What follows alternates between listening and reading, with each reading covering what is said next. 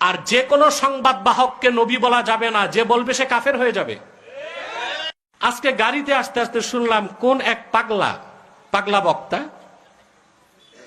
সে বলছে নবী অর্থ সাংবাদিক।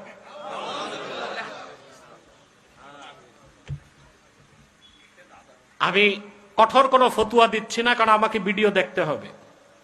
যতটুক সংবাদ পৌঁছেছে, আমার মিডিয়া সেল যতটুক পাঠিয়েছে, বক্তা বলছে নবী অর্থ সাংবাদিক। এই মূর্খ বক্তাটা কি বাকুরাতুল আদবটাও পড়ে নাই?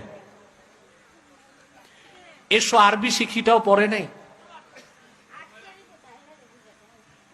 নবী অর্থ সাংবাদিক না, নবী অর্থ সংবাদ বাহক,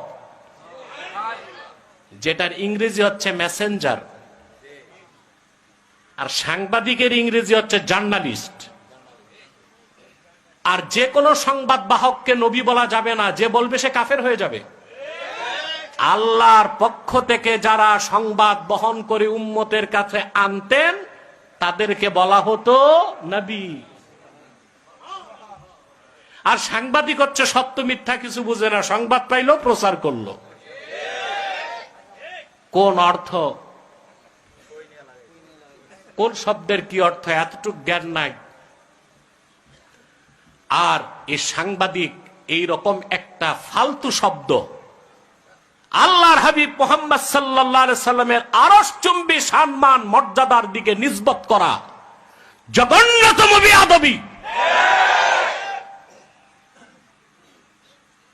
তার তওবা করা উচিত, বক্তব্য প্রত্যাহার করা উচিত। পড়া নাই, লেখা নাই, তাফসীরের কোনো জ্ঞান নাই, হাদিসের কোনো জ্ঞান নাই, আরবি লোগাতের কোনো জ্ঞান নাই, বাস স্টেজে উঠলো আর যা খুশি তা বলল। আল্লাহ হেদায়েত করুন।